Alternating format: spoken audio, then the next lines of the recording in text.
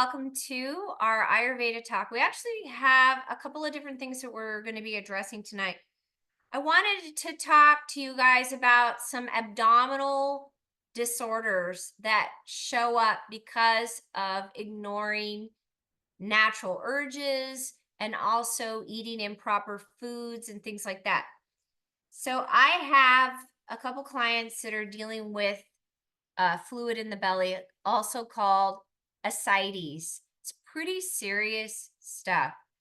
And if you do not get it addressed, it can lead to really big problems like enlarged liver and enlarged spleen. And when that stuff starts happening, you've moved down the disease pathway. So the other thing that happens if you've got fluid in your belly, or if you know somebody that has fluid in their belly, fluid that has moved out into the interstitial tissues, also called ascites, that means they have all three doshas that have gone into excess. So vata, pitta, and kapha, they have an imbalance in all three doshas. That's a pretty serious imbalance. They have been doing these lifestyle eating ways of eating that have really caused a big imbalance. And so some of what's happening is what waste material like urine, feces, and sweat literally cannot be removed because there's a blockage. So it leads to poor digestion and poor metabolism. So everything slows down and becomes sluggish. The Agni, which is your digestive fire, really important. You want a nice, strong digestive fire, not too strong, because that leads to indigestion, burning indigestion. But you do need a strong Agni, strong digestive fire, so you can digest your foods and absorb the nutrients. So what happens is Agni becomes weak, digestive fire becomes weak, can't digest the foods. You're eating the wrong kinds of foods or foods that are hard to digest. And then, like I said, that causes excess dosha. All three doshas will be pushed out of balance. And then it accumulates in the skin and the muscle tissues, causes then abdominal distension, and fluid is filling up in the abdomen, leading to different abdominal disorders and also ascites. Okay, so how does it start showing up? Well, there's a loss of appetite. So people are just not hungry. And we think, oh, I'm not hungry. That's a good thing. It's not a good thing. You want a strong digestive fire. It means you're vibrant. When your digestion is like, feed me, that's telling you, oh, my metabolism is picked up. Now, I'm not talking about fasting, completely different topic. But in general, you want a good, strong digestive fire because it means that you have a strong digestion, which means you're going to have a strong metabolism. There's a lot of misconceptions out there with people thinking, oh, I'm not hungry, I'm not going to eat. Oh, that's a good thing. Now I'm going to stay thin. It's not a good thing.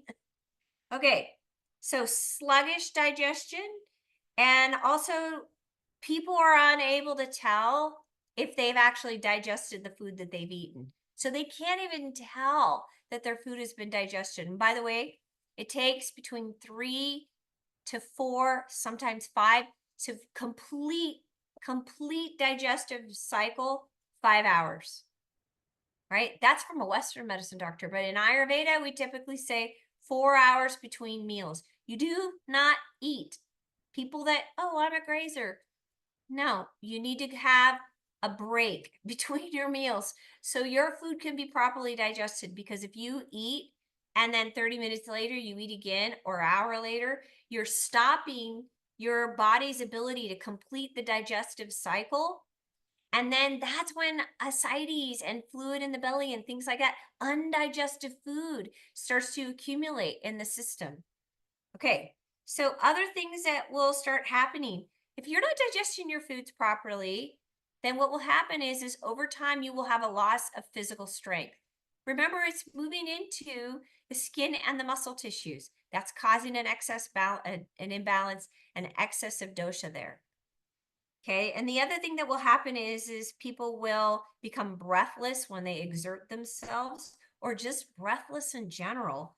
They might have swelling over time that happens in the leg and the feet, joint pain. They can't digest sweet foods, oily foods, or heavier foods. They just can't even digest it. Okay. So all of that can't digest will lead to indigestion. This is such a complex issue. It's like many pages long. I'd have to like do lots of research, but I want to give you the gist because I have a few people that are dealing with this. When you have these kinds of imbalances, food's not being digested, it means obstruction is going to happen to your water metabolism channels.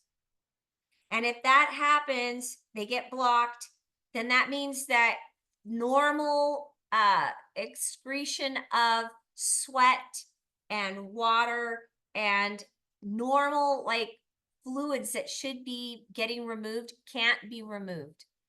They can't be removed. So they then start causing an enlarged spleen and liver and fluid in the abdomen. Okay. Now, just a couple other things I want to talk about, because the 3 different doshas, there's 3 different things happening. So with Vata people are eating an excess of dry foods. They're not having enough water and they're exerting too much. They have suppression of natural urges. I'm not going to go into what all the natural urges are, but it's things like you need to sneeze and you're not sneezing. You need to go to the bathroom and you're not going to the bathroom. You know, natural urges. You need to yawn and you're not yawning. Those are natural urges. Okay, so it then causes fasting, by the way, is one of the things that can cause it. So that's it. That's for Vata. Well, that's for Vata. Pitta is if you're eating foods that are sour, salty, and also hot and spicy. You got to stop it. It's going to lead to food that can't be digested properly. Okay. Kapha is lack of exercise. The person's taking naps and they're eating foods that are too heavy, sweet, and oily. They end up having blocked circulation channels. So it causes all these issues. All right. Now, poor digestion develops also by drinking an excess of water, especially now if you've done the Ayurvedic cleanse and you go through the second phase, which is the oleation phase. You're eating, you're actually ingesting the ghee. If you go through that phase and not completely finish out, and then you start eating all these heavy foods, you can cause obstruction. Okay, so poor digestion develops after drinking excess water after oleation therapy. And there's a few people I have had that happen to, where they just stopped the whole cleanse, they didn't finish it, and they went into just their regular thing, and it caused huge problems. You can't do that. All right. Also, being weak, having the weak digestion, and or worsening your digestion by excessive water drinking. So too much water can cause problems, especially if you have those water metabolism channels all blocked. So what you need to do is we got to actually get all this stuff out of your diet. You got to simplify things. There is a whole protocol around it. It's lengthy, but I want you to know that Ayurveda definitely has its way of dealing with all these digestive imbalances, abdominal disorders. And ascites is just one of many, actually. It is a much more complex issue. So if you've got that going on, then please try some of these alternatives. A lot of times we will go to other medicines and they don't actually stop what's causing the actual imbalance. You got to stop it. You got to stop with what you're eating. You got to stop with excess of water drinking and things like that. So dealing with the root cause is really important. You want to do that and bring in as much support as you can. And Ayurveda is definitely a great way to support you with those imbalances. Okay, reach out to me if you have any questions. Otherwise, let's get started with our practice tonight.